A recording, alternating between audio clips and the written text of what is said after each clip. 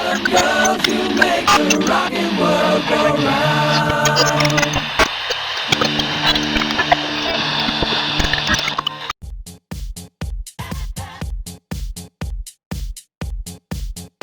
Of course you can call me Daddy, and if you want to follow me on Facebook, you can find me at james.desborough, Postmortem Studios, all one word, JD Writer and JGD Games. Hello lovelies, apologies for the background hum, but it's cold in here and I need the heater on, so deal. Twitter. There's a lot of fuss and argument and so on going on about Twitter recently, all stemming from the fact that Space Daddy bought it for several times the actual value of the company, and it turns out it's been making a massive loss for a long time, and so on. Now, Elon is not the best human being in the world, but that is true of most corporate heads. Plenty of other heads of plenty of other companies, including tech companies, including social media companies, aren't really the best people in the world for a variety of reasons, so that's not really anything new, I guess. Elon is just more publicly and vocally awkward than a lot of other people, perhaps. Now, there have been mass layoffs and all sorts of other issues and the potential for internal sabotage and God knows what else going on, but the sheer fact of the matter is that Twitter is still running. It's still working fine, despite drastically reduced staff and a few other problems here and there. Twitter is still running. So, who were all these people and what exactly were they doing? Apparently, according to some insiders, it was basically a 10-to-1 managerial class to people who actually did work, and there were also a lot of parasites at the firm, including the trust and safety team and all kinds of other consultants on similar bullshit, basically. So there was definitely a lot of fat that could be cut there, so long as you retain the core of the people that actually keep it running, which seems to be vaguely what has happened, though they're also hemorrhaging coders and so on as well. But ultimately, it's still running. So, what were all these people doing?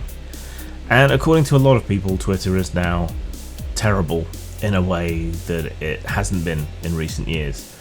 My experience, my personal subjective experience, runs counter to their personal subjective experience.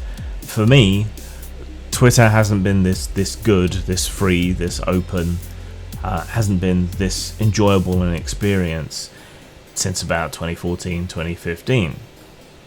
Why? I can speculate that a lot of the woke social justice weirdos have fucked off, and that has made it a better experience for everybody. Plus, I never really moved in the circles of their opposite numbers in the far right, so I just don't see them anyway. So from my point of view, a lot of the harassment and bullying, the mob censorship and so on that was happening on the platform has either stopped or has cut back a great deal, because now that the shoe is on the other foot, so to speak, a lot of the arseholes have left, something that they used to criticize others for. It's weird and it's angering to see people kind of being treated in the same way that a lot of other people have been treated for years at their behest and insistence, then throwing all their toys out the pram and flouncing off in a huff and acting as though Twitter hasn't been this way for a lot of people for a very long time. Now, I personally obviously am not on the right, but I am more of a social libertarian, more of a free speech advocate. And it's not just the far right, it's not just the fash or whatever that have been subjected to censorship. It is comedians, it is social commentary, it is shit posters, adult workers who are doing things that are perfectly legal, all of that have been harassed and shadow banned, mobbed, cancelled and so on at the behest of a certain aspect of the Twitterati for for years, and now it turns out they don't like it when it happens to them. You'd think that might be a radical way of inducing some empathy in them, but I won't be holding my breath. There has been something of a return to the old Wild West ways of the internet, which I've always missed. It's not going to last, obviously, but it's nice to have it there for a while. One of the first things Elon has tried to do is to make the blue check more widely available, and a lot of people don't seem to understand or appreciate what is going on there, unfortunately. That blue tick is going to be made available to anyone for about $8 or so, and a new secondary tick for famous people, influential people, that is going to be added on. And there's meant to be more protections against parody accounts, but people are acting like it's just like anybody can be verified in the old sense by paying $8, and that's really not it. And part of what's going to happen from this, supposedly, is that Twitter is going to be made monetizable in a similar way to YouTube. So people will be able to make money by producing content on Twitter and becoming a monetized account. So yeah, there's some good stuff that he's talking about. He's just kind of rough and shit and abrasive and awkward about explaining this to people, and a lot of people are being willfully ignorant about it. When an obvious parody from an account with the wrong name can cause a huge stock market crash, I don't think for that company, I don't think that problem is Twitter's or their enforcement or their moderation. I think the problem is that people are stupid. That would seem to be the problem.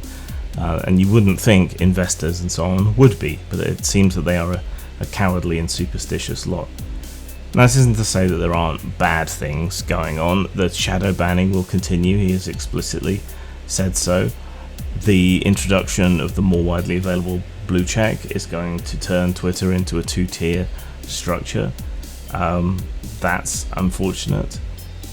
As I said, people are stupid, and so they don't seem to be able to understand how to use the internet anymore, or what parody is, or to be cautious enough to check that it's coming from the right account. Yeah, people are dumb. And advertisers are dumb. Quite a lot of advertisers have paused or pulled out advertising on Twitter because of the content that they fear is going to be on there. This is stupid for a number of reasons, many of which have been gone over previously during the YouTube adpocalypse era. Right? It's a social media site. You can put your advertising there. The fact that people you disagree with, or horrible people, or bigoted people, or nasty people, or whatever else, can also put stuff up on that site, doesn't have any bearing on you whatsoever. You know, it makes no sense to withdraw your advertising. You know, awful people's money spends as well as anybody else's, and only an idiot would associate you and your product and your company with that other person posting, right? Just because you put up an advert that you've got some kittens for sale on a village notice board, right, and the village weirdo puts up an advert offering to babysit for free so you can smell your children, it doesn't reflect on your capability of selling your kittens just because it's on the same notice board. This is absurd. It's retarded. I didn't understand why anyone thought that way during the YouTube era, and it makes no sense here either. So yeah, there are bad things, but they're largely a result of people's stupidity and their readiness and willingness to call it the end of the world when they just find themselves being treated in the same way that other people have been treated all the fucking time. So the death of Twitter is being exaggerated, but it might happen. But it's not all doom and gloom and disaster in the way a lot of people seem to be saying. A lot of people are looking for other social media options, but frankly, there's not really anything out there that's remotely comparable, and probably won't be, even if Twitter goes under. Something will eventually emerge, but what that will be, I don't know. A lot of people have been talking about Mastodon. Mastodon ain't it. It's a kind of idealistic multi-server setup, and therein lies the problem. I think there is no central network with a common set of rules that you can all abide by, which limits the reach. And individual servers, just like forums back in the day, can be run by people who are cunts, moderated by people who are cunts, so you're much more likely, even than on Twitter, to be arbitrarily banned, removed from the server. And because it's run on all these different servers that then federate and cross-pollinate information to each other, the trouble is that a lot of censorship and disconnection happens on the server level. When I was looking for a Mastodon server, even the anarchist one that advertises itself as one for anarchistic communities and so on, has this long list of other federated servers that it has blocked because it doesn't like what the people say and do there. So whatever server you happen to join in Mastodon's Fediverse, it's very likely to be cut off from other servers, limiting the reach.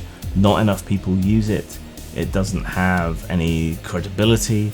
There are problems with usability, and moderation is going to be patchy and arbitrary, even more so than the current big social media companies already are. So if there is a replacement, if there is a solution to the Twitter problem, I'm afraid Mastodon isn't it, and you likely already know the issues with all the other potential also-rans to Twitter.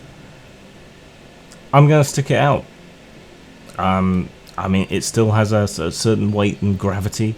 Very few organizations or companies have actually pulled their Twitter accounts yet. It has worked itself into the warp and weft of our lives, and disentangling it is going to be extremely difficult. And so long as Musk wants to stick it out, then I think Twitter will stick it out. Maybe different, maybe slightly smaller, maybe eventually bigger, but rumours of its death have been greatly exaggerated, I think, which means now that I've made this video it'll collapse tomorrow, obviously. Zang. A problem for every games master has always been coming up with adventure ideas. For years now, Postmortem Studios has been helping out with the 100 Adventure Seeds line. These provide adventure ideas for all genres, and you can get them at RPG Now or lulu.com.